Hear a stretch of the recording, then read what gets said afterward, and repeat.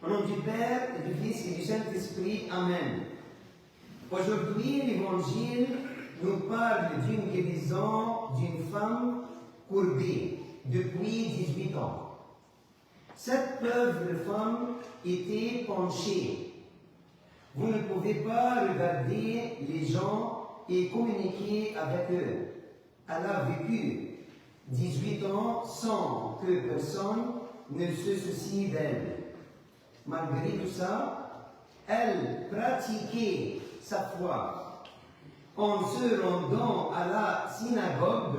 Synagogue, c'est l'église maintenant. Synagogue, où il n'y avait personne d'autre que Dieu pour elle. Voici donc une femme possédée depuis 18 ans d'un esprit qui la rend infirme. Dès qu'il la voit, Jésus la délivre. Le chef de la synagogue n'en était pas heureux.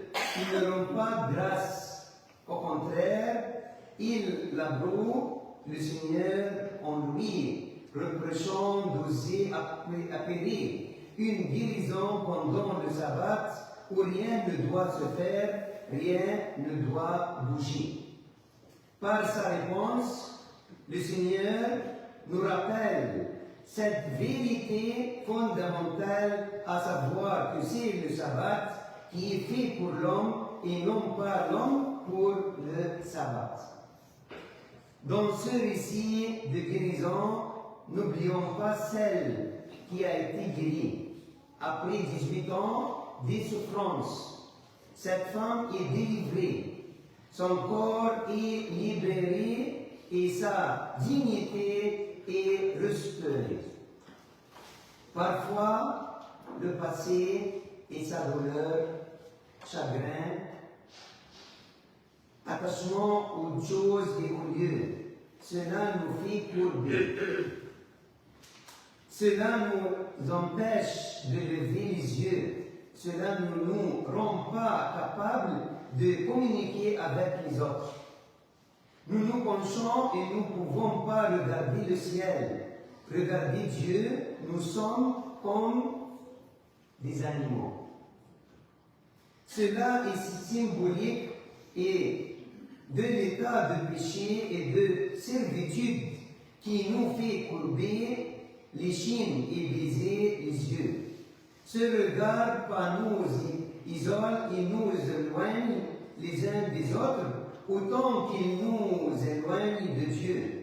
Ainsi, Jésus la guérit, la relève et lui rend sa dignité.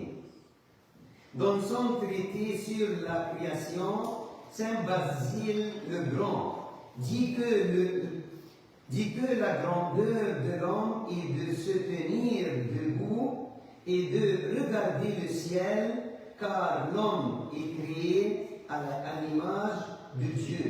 Et l'homme ne trouve pas son repos jusqu'à ce qu'il trouve son repos en Dieu, en se tenant droit et regardant vers le haut.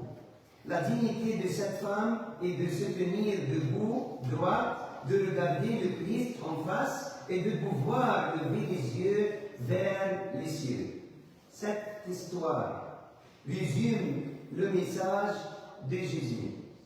Jésus veut que nous ayons la meilleure vie. Il veut nous libérer de tout ce qui nous restreint et nous contrôle.